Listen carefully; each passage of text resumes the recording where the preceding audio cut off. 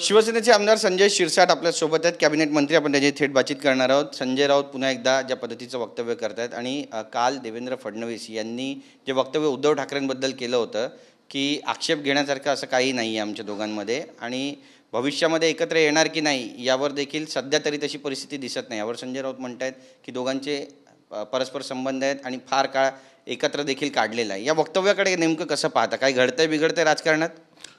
राजकारणात काही घडतही नाही आणि बिघडतही नाही.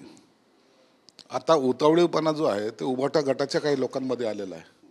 त्यांना असं वाटतं की आपण आता कुठेतरी उडी मारली पाहिजे म्हणून ते प्रयत्न करतात. मग देवेंद्रजी फार चांगलं काम करतात, मग कधी सकाळी वाटतं त्यांना मोदीजी चांगलं काम करतात, संध्याकाळी वाटतं नाही करत.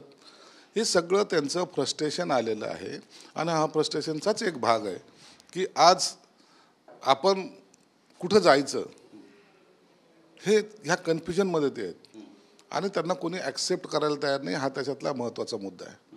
म्हणून काल देवेंद्रजींनी सुद्धा त्यांच्या मुलाखतीत सांगितलं रिलेशन असणं भाग वेगळं, राजकारण असणं वेगळं. म्हणून त्यांचं आमच्याबरोबर युती होणं आता शक्य नाही. नक्कीच. पण बरेच कयास लगावले जात आहेत की भविष्यामध्ये जर भाजप आणि उद्धव बाळासाहेब ठाकरे यांचा पक्ष एकत्र आला तर मग काय होणार शिवसेनेचं? नाही, काय होणार नाही. हे एकत्र येणारच नाही. जे सूट रोज सकाळी मोदी साहेबांबद्दल, अमित शहा साहेबांबद्दल ज्या घाण पद्धतीने वक्तव्य करतात त्यांना भाजप कधीही ॲक्सेप्ट करणार नाही. हे मी तुम्हाला लिहून देतो. पण आपल्याच पक्षातले काही आमदार आहेत जे असं म्हणतायत की ज्या पद्धतीच्या बातम्या येतात त्यांनी असं वाटतंय की भविष्यामध्ये एकत्र येऊ शकतात. काही गरज पण नाही ना त्यांची, म्हणून एकत्र यायचा आता तरी कोणताही चान्ससुद्धा नाही आहे. कुंभमध्ये जाण्याचा सल्ला संजय राऊतांना दिला होता. संजय राऊत म्हणतात की मी खरंच कुंभला जाणार आहे, त्या ठिकाणी उडी मारून मी पाहणार आहे की नेमके किती मृत्यू त्या ठिकाणी झालेत. खरं तर त्याने चेंगराचेंगरीच्या टायमाला हे तिथं पहिला गेला पाहिजे होतं. ह्याच्या अंगावर सर्वजण बसून जर चेंगरला गेला असताना कमीत कमी शहीद तरी झाला असतं. हे रोज तोंडातली घाण बघण्यापेक्षा गंगेमध्ये गेला असं तरी सांगता आलं असतं. पण दुर्दैव आहे आम्हाला ती सुद्धा संधी यांनी दिली नाही. नक्कीच. प्रताप सरनाईक यांनी जे वक्तव्य केलं आहे धनंजय मुंडे यांच्याबाबत त्याला कसं पाहता? कारण ते म्हणतात की मी जर असतो तर नैतिकतेच्या आधारावर मी पहिलाच राजीनामा दिला असता आणि धनंजय मुंडे यांनी राजीनामा द्यायला पाहिजे. ज्यांचं त्यांचं वैयक्तिक मत आहे, परंतु मला वाटतं या बाबतीमध्ये त्या पक्षाच्या नेत्याने निर्णय घ्यायचा आहे. कुठपर्यंत आणि कधी काय एकदाचं ते स्पष्टपणे बोललं पाहिजे आणि हा विषय संपवला पाहिजे. महाराष्ट्राच्या राजकारणामध्ये रोज हा विषय चघळला जातो आहे आणि त्या विषयाचा इम्पॅक्ट जो आहे तो सर्वसामान्य लोकांवर होतो आहे. दमन या आरोप करतायत, ज्या पद्धतीचे पुरावे देत आहेत. आता जरांगे पाटील पण म्हणतात की मुंबईच्या आझाद मैदानामध्ये आंदोलन करणार, विविध मुद्दे आहेत ते सगळे घेऊन मुंबईमध्ये परत येण्याचा इशारा त्यांनी सरकारला दिला. त्यांच्याकडे काय काय पुरावे त्यांनी खरं तर सरकारला दिले पाहिजेत आणि सरकार त्याची सगळ्याची चौकशी करते. तुम्ही पाहिलं असेल फक्त DPTC-मधला थोडासा घोळ जरी ते लोकांनी कोणी सांगितलं त्याची समिती बसवलेली. आता असे जर पुरावे असतील तर भविष्यामध्ये एखाद्या आरोपीला फासावर लटकवण्यासाठी जर त्याचा वापर होऊ शकतो, त्याला ते कामी येऊ शकतात. म्हणून त्या सर्वांनाच विनंती असे काही तुमच्याकडे पुरावे असेल तर ते कृपया पोलिसांकडे द्या. यंत्रणा आहे त्यासाठी सेपरेट. आपणच कायदा हातात घेऊन आपणच निर्णय देणारे नाहीत.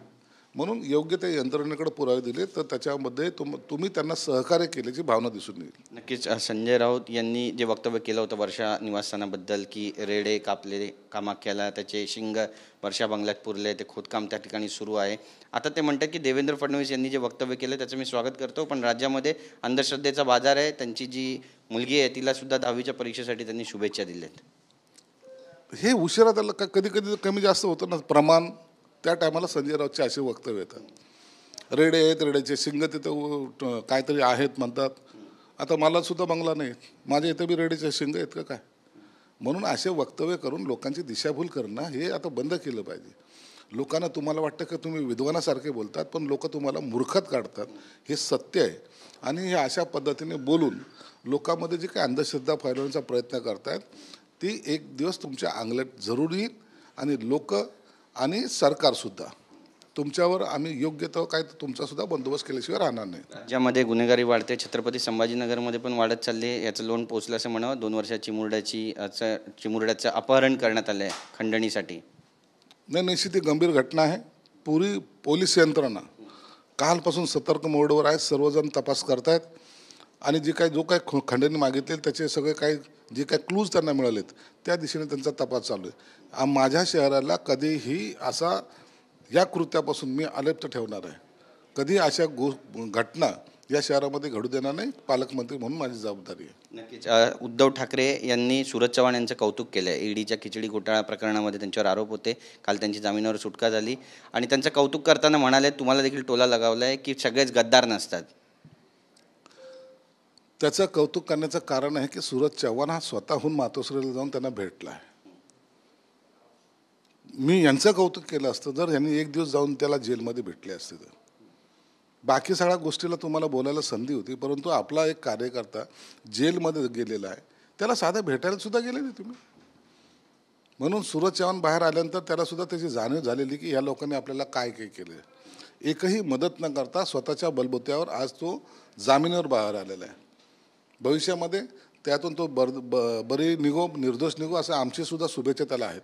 परंतु जर तो अडकला तर त्याच्याबरोबर अनेक जण जवळचे हे सुद्धा जेलमध्ये जातील हे नक्की. शेवटचा प्रश्न आहे, काल अजितदादा यांच्या बंगल्यावर आठवडी बैठक होती सगळ्या आमदारांची, पण छगन भुजबळ तिथे गेले नाहीत. ते थेट फडणवीस यांच्या भेटीसाठी गेले, मुख्यमंत्र्यांच्या भेटीसाठी. याकडे कसं पाहता? आणि दुसरं म्हणजे एकनाथ खडसे यांनी देखील फडणवीसांची रात्री उशिरा भेट घेतलेली.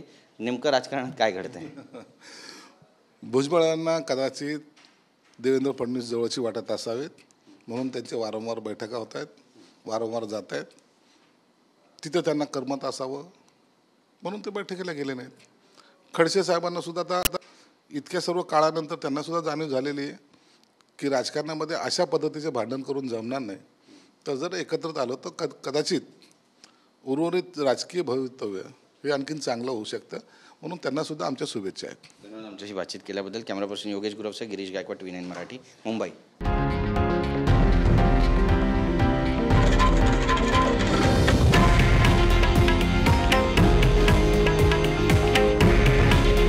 हे आहे देशातील नंबर 1 न्यूज नेटवर्क आणि आपण पाहत आहात TV9 मराठी.